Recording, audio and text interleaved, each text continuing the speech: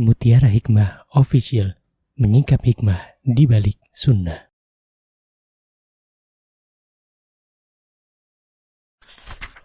Salurkan donasi terbaik Anda untuk mendukung dakwah Mutiara Hikmah Official. Umroh akhir tahun plus Daurah Parenting Islami bersama Ustadz Hanan Yasir MA, Ustazah Imro'atul Azizah, 2 kali sholat Jumat. Kelas Daurah Parenting setiap hari. Konsultasikan dan daftarkan diri Anda sekarang juga. Mari kita ikut serta dalam pembebasan tanah wakaf untuk pembangunan Masjid Mutiara Hikmah. Bagi Anda yang ingin menyalurkan donasi, bisa melalui rekening Bank BSI di nomor rekening 2200220245 atas nama Masjid Mutiara Hikmah.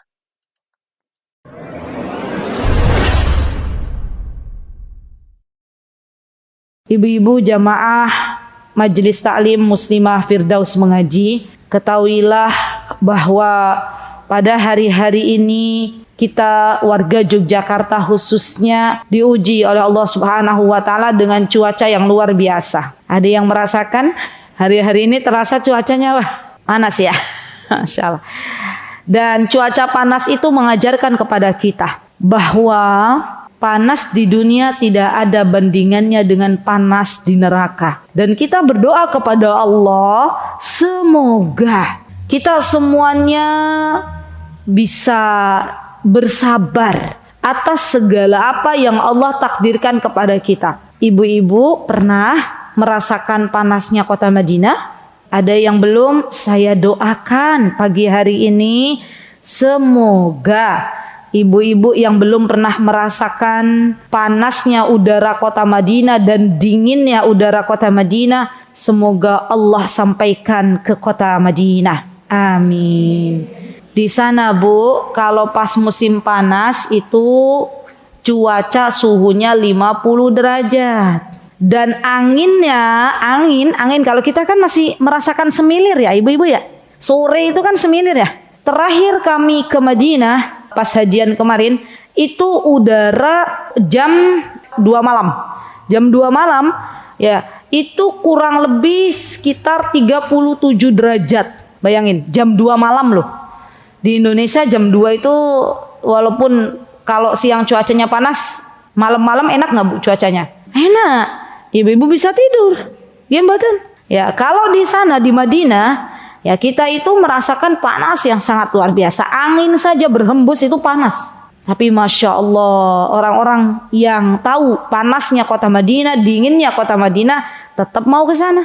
Ya, nggih mboten Bu. Ibu-ibu kalau diberikan kesempatan oleh Allah untuk umroh, ya sudah tahu lihat cuaca di kota Madinah 50 derajat. Mau berangkat apa enggak? Hah? Kenapa kok mau berangkat? Kan panas. Hah? Kenapa mau berangkat? Kan panas itu 50. Hah? Saking cintanya ibu-ibu, gitu kan? Karena cinta ke kota Madinah, karena pengen ziarah ke kota Madinah, ke Masjid Nabawi, maka ibu-ibu sudah mempersiapkan diri dari sebelum ibu-ibu datang ke kota Madinah untuk bisa menerima keadaan cuaca yang ada di sana. Jadi Bu, pelajaran yang bisa kita ambil, kalau kita sadar bahwa di dunia ini adalah tempatnya lelah, di dunia ini adalah tempatnya kita bersabar, di dunia ini adalah sebuah negeri yang sementara tidak akan abadi, maka kita pun harus bersiap-siap ketika Allah Subhanahu wa taala memberikan sesuatu yang tidak sesuai dengan harapan kita. Gitu ya. Jadi ya saya ajak diri saya dan ibu-ibu semuanya, yuk mari kita kencangkan lagi sabar kita.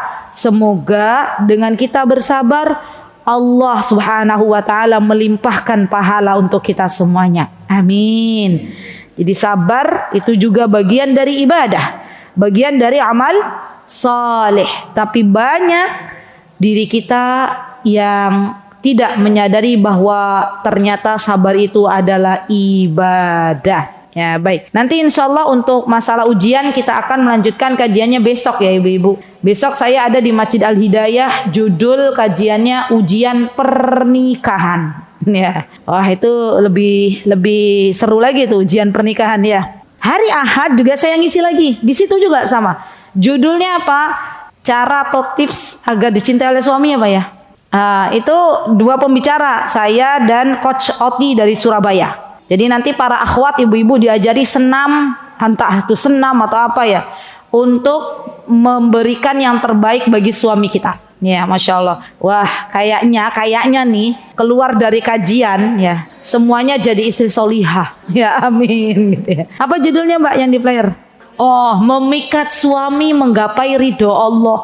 Masya Allah. Jadi memikatnya tentunya dengan cara yang diperbolehkan ya. Masya Allah. Baik ibu-ibu yang saya cintai karena Allah, yuk mari kita kembali ke Kitabul Jami'. Ya seperti biasa silakan tengok kanan kiri. Mbok menawi barangkali ada saudari kita yang belum bawa buku, ya kita ajak bersama-sama, kanan, kiri, depan, belakang. Dan bagi ibu-ibu yang belum punya buku, sebenarnya sudah banyak PDF yang bisa ibu-ibu download. Ya ada PDF Kitabul Jami'. Ya silakan dibuka. Monggo Ustazah dibantu untuk dibacakan hadisnya. Bareng-bareng aja Ustazah. 1, 2, 3 semuanya bersama-sama baca.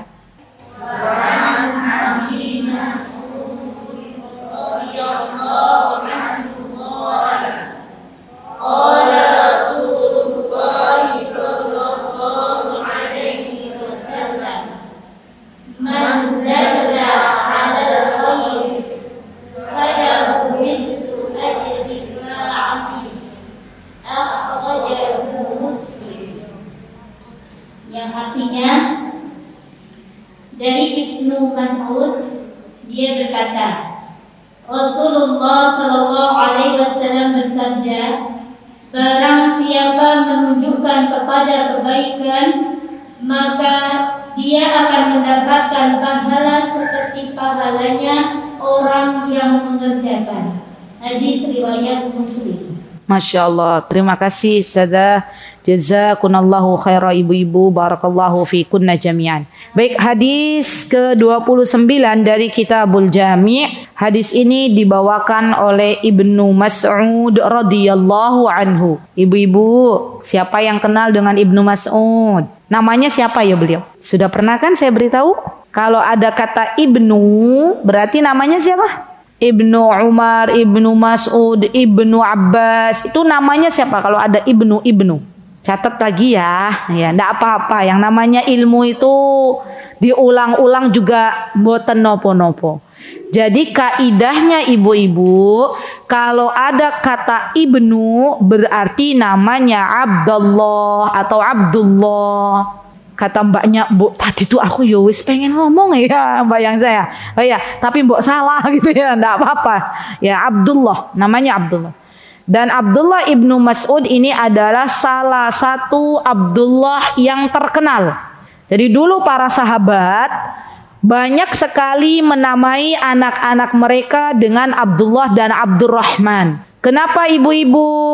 Karena di antara nama yang Allah Subhanahu wa taala cintai, sukai adalah Abdullah dan Abdurrahman. Ya. Jadi kalau ada saudara atau tetangga minta nama, kan biasanya begitu ya. Ibu-ibu pernah nggak ada saudara atau tetangga minta nama ke ibu? Lagi hamil besar, Mbok yo tolonglah urun rembuk nama buat bayiku nanti. Sudah, nggak usah bingung-bingung bayinya laki-laki apa perempuan. Kalau di USG laki-laki, ya maka ibu-ibu urun rembuk nama siapa? Abdullah, ya, atau Abdurrahman. Karena dua nama ini nama yang dicintai oleh Allah. Makanya para sahabat dulu banyak sekali menamai anak-anak mereka dengan Abdullah dan Abdurrahman. Sampai akhirnya ya terpilihlah 4 nama yang terkenal dengan sebutan Abdullah. Siapa mereka? Di antaranya adalah Abdullah ibnu Mas'ud. Yang kedua adalah Abdullah ibnu Umar. Yang ketiga adalah Abdullah ibnu Zubair. Dan yang terakhir adalah Abdullah ibnu Abbas. Jadi Abdullahnya dikosongin dulu aja, bapak-bapaknya dulu aja yang ibu-ibu sebutin. Zubair, Abbas, Umar, Mas'ud. Nanti kan depannya Abdullah semua tuh. Ya, idem. Jadi ada 4 nama Abdullah yang terkenal di masa sahabat. Dan keempat-empatnya ibu-ibu, Masya Allah, mereka adalah orang-orang yang dekat dengan baginda Rasulullah SAW. Abdullah ibnu Umar, Abdullah ibnu Mas'ud, Abdullah ibnu Abbas, Abdullah ibnu Zubair. Keempat-empatnya adalah orang-orang yang berjasa, banyak memberikan kontribusi untuk dakwah Islam. Masya Allah. Di Abdullah ibnu Mas'ud termasuk, beliau adalah salah satu sahabat yang berada dalam barisan as-sabiqunal awwalun. Apa itu as-sabiqunal awwalun? Orang-orang yang masuk pertama-tama dalam jajaran orang yang beriman kepada Allah dan Rasulnya. Jadi orang-orang yang masuk Islam kan berlevel-level. Nah, Abdullah bin Mas'ud nih termasuk jajaran yang pertama masuk Islam. Ya, seperti kita ketahui ada Khadijah di sana, ada Ali bin Abi Thalib, ada Abu Bakar As-Siddiq, dan juga ada Abdullah ibnu Mas'ud. Jadi Abdullah ibnu Mas'ud ini termasuk orang-orang yang masuk Islam dalam kondisi ya Islam baru dikenalkan di kota Mekah, beliau masuk Islam. Baik, Abdullah ibnu Mas'ud, ibu-ibu, beliau juga termasuk orang yang dekat dengan Rasulullah SAW. Maka dari itu banyak hadis-hadis yang diriwayatkan oleh beliau dan sering saya sebutkan baik di majlis taklim Muslimah Firdaus ataupun di majlis-majlis taklim lain yang saya mengisi di dalamnya, bahwa metode terbaik untuk belajar ilmu agama itu adalah mulazamah. Apa itu mulazamah, ibu-ibu? Mulazamah itu dekat dengan guru, kemanapun gurunya pergi diikuti. Nah, Abdullah bin Mas'ud begitu. Rasulullah pergi kemana diikuti. Dan ibu-ibu tahu, saya menemukan ada beberapa jamaah yang kalau pas saya lagi ngisi di mana ada, ngisi di mana ada, Masya Allah, ya diikuti tuh.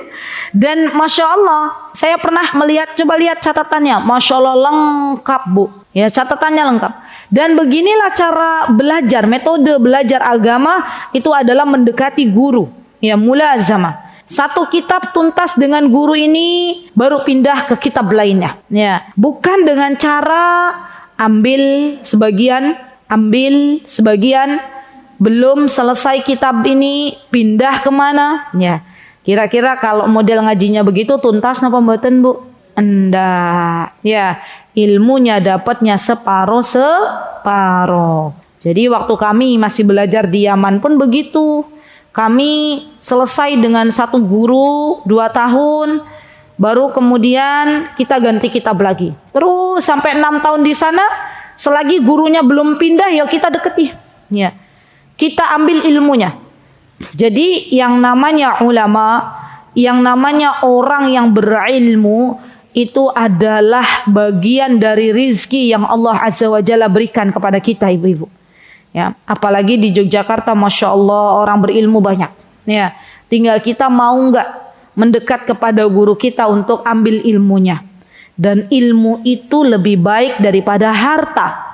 Kalau harta kita yang akan menjaganya, kalau ilmu kebalikannya. Justru ketika kita hidup Allah berikan ilmu yang akan menjaga kita atas izin Allah Subhanahu wa ta'ala. Dan ibu-ibu tahu bagaimana adabnya Abdullah ibnu Mas'ud kepada Rasulullah.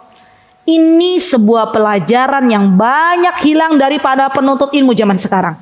Abdullah ibnu Mas'ud, beliau itu kalau Rasulullah mau wudu, beliau tuh sigap. Beliau ambilkan air wudu. Sebelum diminta oleh Rasulullah, Abdullah bin Mas'ud ambilkan dulu air wudu.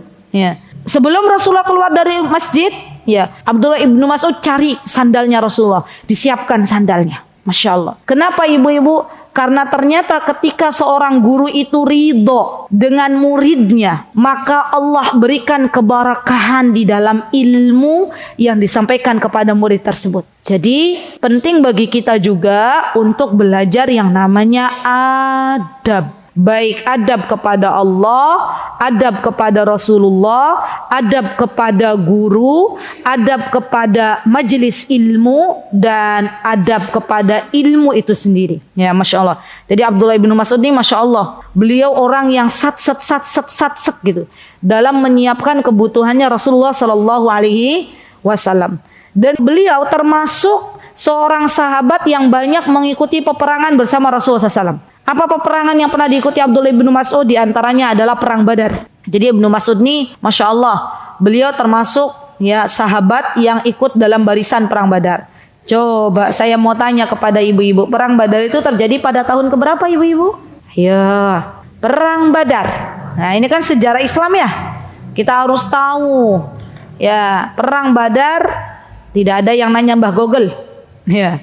Perang Badar terjadi pada tahun 2 Hijriah. Ya.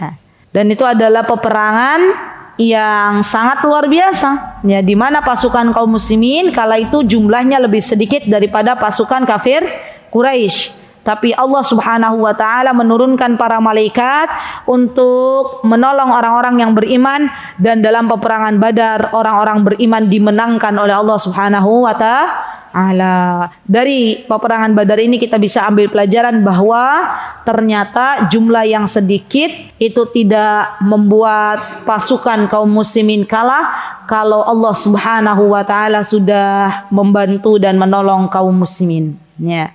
Baik, kemudian Abdullah ibnu Mas'ud dulu sebelum beliau mengenal Rasulullah, beliau adalah seorang penggembala kambing. Ya, beliau menggembalakan kambingnya Uqbah bin Abi Mu'id. Dan ketika beliau sedang menggembalakan kambing, datanglah Rasulullah SAW bersama Abu Bakar mendekati Abdullah ibnu Mas'ud. Dan ketika itu Rasulullah mengatakan, wahai anak kecil, ya ghulam, apakah engkau memiliki susu? Apa jawaban Abdullah ibnu Mas'ud kepada Rasulullah SAW dan Abu Bakar? Jawaban beliau, karena belum kenal dengan Rasulullah SAW, maka kata Abdullah ibnu Mas'ud, wahai orang yang bertanya, ya, sesungguhnya kambing ini bukan milikku, tapi ada tuannya, dan saya tidak berani memberikan air susu kepadamu.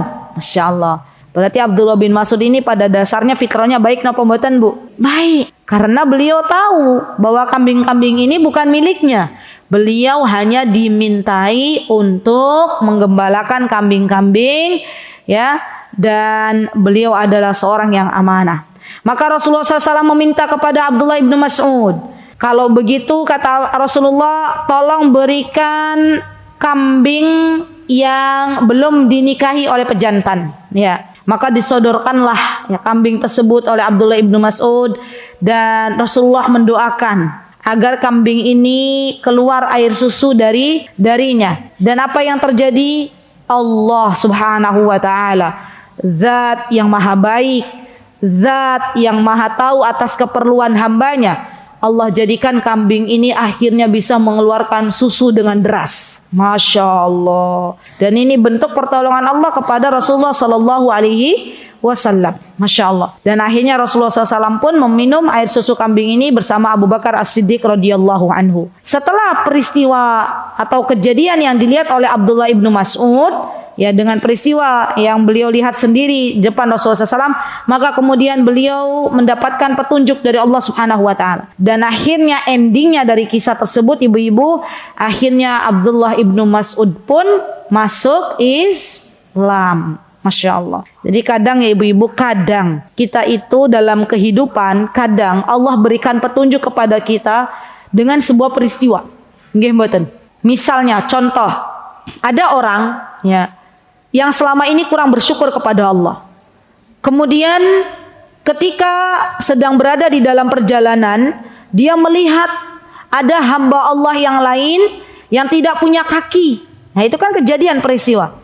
Akhirnya Allah Azza wa Jalla berikan petunjuk kepada orang tersebut untuk menjadi hamba Allah yang bersyukur. Ya, Masya Allah. Dan ini banyak ibrah yang bisa kita ambil dari setiap perjalanan kalau kita fokus kepada Allah Subhanahu wa taala. Jadi ibu-ibu kalau melihat sesuatu yang seperti sesuatu yang tidak biasa kita lihat, maka coba ambil ibrah, ambil pelajaran. Ya, karena tidaklah peristiwa itu Allah tunjukkan di hadapan kita kecuali kita bisa ambil sebuah pelajaran untuk kehidupan kita agar semakin dekat dengan Allah Subhanahu wa taala. Baik, Abdullah ibnu Mas'ud, ibu-ibu, beliau Masya Allah adalah seorang yang sangat mencintai Al-Quran. Jadi Abdullah ibnu Mas'ud Beliau termasuk qari. Ya, qari itu adalah orang yang ahli dalam Al-Quran. Masya Allah. Bahkan Rasulullah SAW pernah meminta Abdullah ibnu Mas'ud untuk membacakan Al-Quran di hadapan beliau. Dan para sahabat ridwanullahi alaihim banyak sekali yang belajar Al-Quran kepada Abdullah ibnu Mas'ud. Maka dari itu, di antara orang yang pandai dalam menafsirkan hadis ataupun menafsirkan Al-Quran itu sendiri, maka di antaranya adalah Abdullah ibnu Mas'ud. Masya Allah. Jadi ibu-ibu kalau mau menamai anaknya juga boleh Abdullah ya ibnu Mas'ud gitu ya, karena misalkan senangnya yang panjang-panjang. Iya enggak teman-teman? Ya saya pernah kan cerita ada orang namanya Imaji Insani Panuntun Generasi Robbani. Itu nama satu orang tuh, Bu. Ya, kalau orang Arab biasanya yang saya kenal tuh menamai anak-anak dengan satu kata saja, Abdullah ya Abdullah saja. Ya nggak ada embel-embelnya. Di Indonesia coba ibu-ibu cek nama ibu-ibu masing-masing. Kan pasti ada berapa suku kata tuh. Sampai kalau sudah tadi berapa? Imaji, Insani, Panuntun, Generasi, Robbani. Ya 5 ya. Itu kalau di paspor gimana ya? Singkat-singkatan. Ya Masya Allah. Jadi Abdullah ibnu Mas'ud Masya Allah adalah seorang yang sangat mulia. Beliau seorang yang pandai. Ya Allah berikan taufik untuk mendalami ilmu Al-Quran. Baik, apa yang disebutkan oleh Abdullah ibnu Mas'ud? Sekarang kita ke matan hadisnya. Beliau menyebutkan dari baginda Rasulullah Sallallahu Alaihi Wasallam.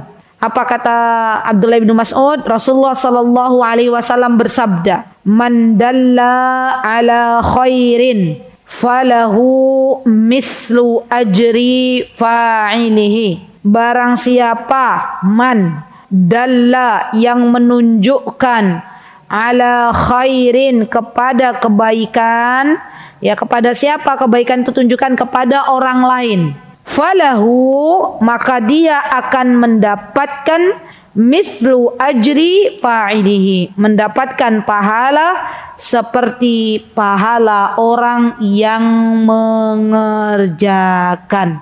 Dan disinilah keberuntungan seorang muslim, ya, karena Bu, kita tidak akan pernah tahu sampai kapan kita masih diberikan waktu untuk menanam benih-benih kebaikan di dunia ini. Kita nggak pernah tahu sampai kapan kita berada di dunia ini. Bisa jadi 1 jam lagi Allah panggil kita kembali kepada Allah. Kalau kita sadar bahwa dunia ini adalah tempat sementara dan akhirat adalah negeri yang abadi, maka kita harus punya yang namanya usia kedua.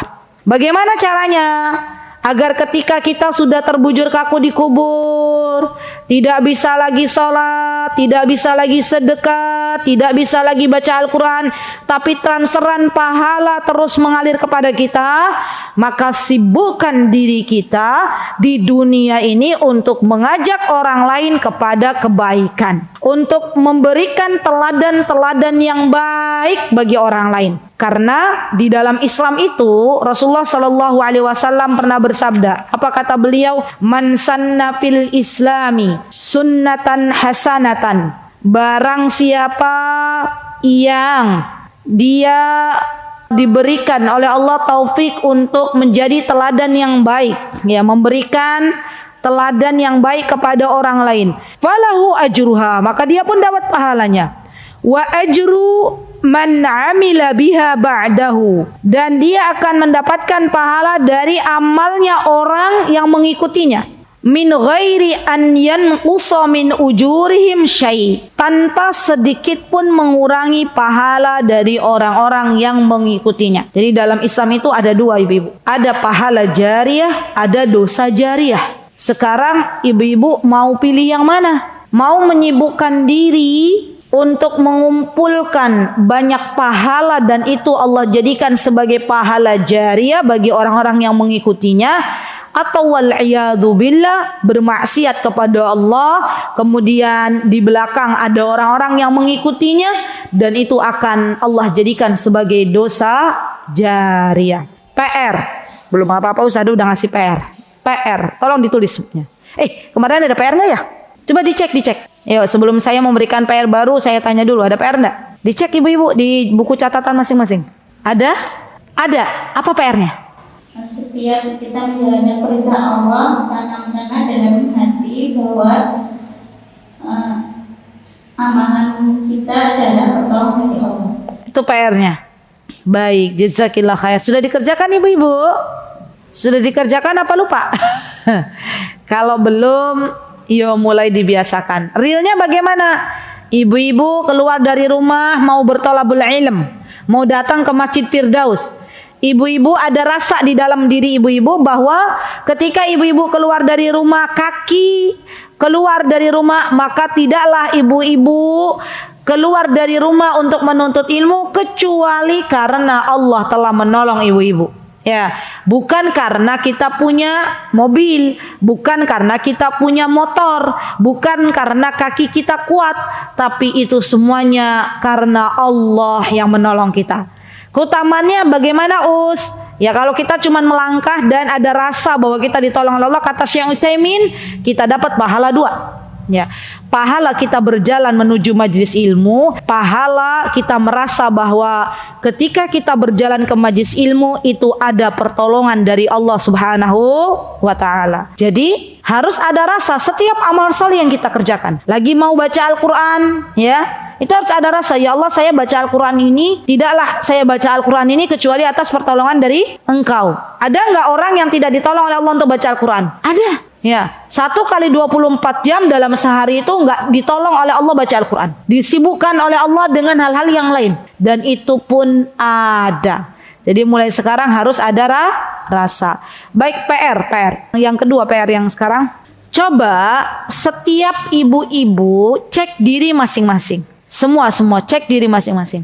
Amal solih apa yang ibu-ibu selama ini telah istiqomahkan dan ibu suka di dalam mengerjakan amal solih tersebut? Semua ibu-ibu tulis amal solihnya mau dikerjakan di sini atau di rumah? Di rumah.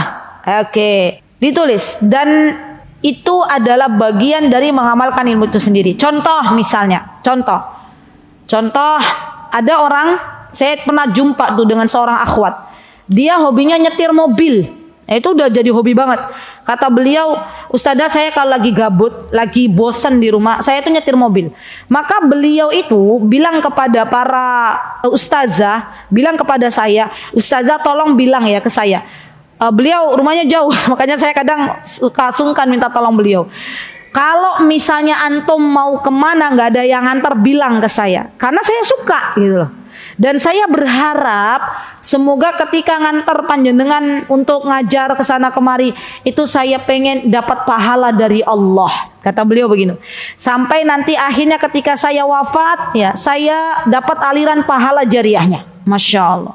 Atau ibu-ibu ada yang sukanya suka ngajar, ya menyampaikan kebaikan, maka istiqomahkan ini. Ya, kenapa? Karena setiap orang yang mengajarkan ilmu Allah Azza wa Jalla, maka Allah akan bantu, Allah akan tolong kehidupannya di dunia dan di akhirat. Jadi ibu-ibu tulis amal solih apa yang ibu-ibu istiqomahkan dan ibu-ibu senang mengerjakan amal solih tersebut. Ustazah saya suka, nah coba cek ibu siapa yang sudah mengerjakan? Jenengan Mbak? Anak belum nih katanya. Apa Mbak sukanya Mbak? Amal solih apa yang insya Allah bukan min babria, ya semoga jadi jariah. Apa? Bisnis, misalnya ibu-ibu ya ada yang sukanya jualan gitu kan, online misalnya. Maka niatkan jualannya untuk beribadah kepada Allah dan mengajarkan anak-anaknya bagaimana cara mencari nafkah, terutama anak laki-laki. Dan ini menjadi pahala jariah. Coba bayangkan kalau kita sudah meninggal dunia, anak laki-laki kita diajarkan bagaimana cara berjual beli yang baik dalam Islam, maka selama anak-anak laki-laki kita memberikan nafkah kepada anak istrinya besok, kita mendapatkan aliran pahalanya. Jadi yang namanya amal jariah, ya kata Syekh Utsaimin, itu juga termasuk bagian dari sesuatu yang perlu kita prioritaskan. Ya, jadi amal solih ini ibu-ibu tolong dijaga. Ada yang hobinya Ustazah, kalau saya hobinya ngajak teman kajian. Saya punya mobil, alhamdulillah, mobil saya kosong, saya ngajak teman kajian. Ibu-ibu lakukan itu. Mau kajian, share ke teman-teman bestinya. Ya siapa yang mau ikut saya kajian ke masjid ini, ke majelis talim ini, ikut. Ya, ibu-ibu tahu? Masya Allah.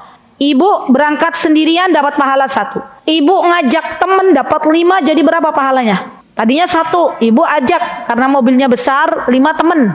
Jadi dapat pahala berapa? 6. Kita meninggal dunia. Ternyata itu adalah majelis taklim terakhir kita. Teman-teman kita Allah hidupkan. Kemudian setelah kita meninggal dunia, teman-teman kita rajin datang ke majelis ilmu yang kita tunjukkan kebaikan di dalamnya. Maka busyra, kabar gembira bagi ibu-ibu. Pahala aliran duduk di majelis ilmu akan terus Allah alirkan kepada ibu-ibu. Dari 5 orang yang tetap ngaji. Dan ini pernah saya temui seorang jamaah yang datang kepada saya, ya tiba-tiba nangis, guguk-guguk, nangis, keras nangisnya. Saya bilang, kenapa Bu? Apa yang salah gitu ya? Belum cerita udah nangis. Kemudian beliau bercerita, ini kisah nyata ibu-ibu. Kata beliau begini, Ustazah tahu sepupu saya yang pernah ngaji dengan Ustazah. Saya yang mana? Saya kan tidak paham. Ini satu-satu. Yang saya kenal tuh ibu-ibu, ya biasanya panitia kajian. Tuh biasanya saya hafal. Atau yang anterin saya antar jemput, itu juga hafal. Tapi kalau ada fulana yang kadang datang, kemudian setelah itu saya tidak memperhatikan. Maka ibu itu bilang, Ustazah tahu sepupu saya, ya ketika beliau datang ke kajian tuh beliau kondisinya sakit. Tapi beliau pengen datang kajian. Beliau ajak saya untuk datang ke kajian. Ya setelah saya datang dan saya mencintai majlis ilmu, Allah ambil fulana tersebut untuk kembali kepada Allah. Dan saya berdoa, Ustazah mohon didoakan Ustazah, semoga kuburan beliau diluaskan, kata beliau. Dan saya berdoa semoga ini menjadi jariah bagi sepupu saya, katanya. Masya Allah. Jadi itu amal soleh yang seharusnya kita istiqomahkan. Ibu-ibu bisa toh misalnya ibu-ibu punya HP, ibu-ibu share, Ustazah saya tuh hobinya kan ada tuh. Biasanya ini orang-orang sepuh tuh. Dapat berita apa? Share. Dapat flyer apa? Share. Ada nggak yang hobinya begitu, Cung? Ada nggak? 1. Masa ya cuman 1, jujur ibu-ibu. Ada flyer kajian tuh datang. Terus kita share ke beberapa grup. Ada banyak kan orang banyak yang senyum-senyum ya. Ya. Maka jadikan ini sebagai amal saleh yang ibu-ibu istiqomahkan. Ibu-ibu share kajian ke beberapa grup yang datang ke kajian yang ibu share dari flyer-flyer yang berbeda-beda itu 20 orang. Maka ibu-ibu dapat pahala Allah berikan kepada ibu-ibu sebanyak 20 orang tersebut tanpa mengurangi pahala dari orang-orang tersebut. Gampang apa gampang Bu? Gampang. Jadi yang namanya pahala, yang namanya dosa itu harus benar-benar kita pikir. Sebelum kita share sesuatu, tolong dipikir. Ini kira-kira kalau saya share ini akan mendapatkan pahala atau justru dosa. Hati-hati dengan berita-berita yang mungkin ya kebenarannya masih dipertanyakan. Ya harus kita tabayun dulu. Benar enggak? Dan kita sebagai orang Islam Bu, harus banyak-banyak mengingat negeri akhirat. Apa kata Allah Subhanahu wa taala? Silakan ibu-ibu lihat di surah Al-Hasyr ayat 18. Yo, yang punya HP dibuka surah Al-Hasyr ayat 18. Sudah? Apa kata Allah Subhanahu wa taala? A'udzu billahi minasy syaithanir rajim. Bismillahirrahmanirrahim. Ya ayyuhalladzina amanu ittaqullah wal tanzur nafsum ma qaddamat lighad wattaqullaha innallaha khabirum bima ta'malun. Kata Allah, hai orang-orang yang beriman. Siapa yang dipanggil Bu? Yo kita yang dipanggil, ya kan? Apa kata Allah? Nih Bu, panggilan dari Allah. Kata Allah, hai orang-orang yang beriman. Kita lagi dipanggil. Ittaqullaha, ya bertakwalah kepada Allah. Wal tandur nafsum ma qaddamat lighad, dan hendaklah setiap diri kalian memperhatikan apa yang telah diperbuatnya untuk hari esok. Dan Ibnu Katsir rahimahullahu taala menyebutkan bahwa yang dimaksud hari esok adalah negeri akhirat. Jadi kita tuh diminta sama Allah agar memperhatikan. Memperhatikan apa? Memperhatikan setiap gerak-gerik kita, setiap ucapan kita, setiap tulisan yang kita tulis dengan jari jemari kita. Agar kita memperhatikan apakah itu termasuk bagian dari pahala jariah atau dosa jariah. Untuk apa? Untuk kita persiapkan ya di hari di mana dunia ini sudah tidak ada dan hanya ada negeri akhirat dan sebuah pertanggungjawaban di hadapan Allah Subhanahu wa taala. Wattaqullaha innallaha khabirum bima ta'malun. Dan bertakwalah kepada Allah karena sesungguhnya Allah zat yang maha mengetahui apa yang engkau kerjakan. Ya. Jadi tadi PR-nya tolong dikerjakan ya ibu-ibu. Sadah, kalau saya ada ya hobi saya itu amal solih 2. Boleh nggak ditulis? Boleh. Silahkan. Yang jelas amal tersebut ibu-ibu dawamkan, istiqomahkan, ya.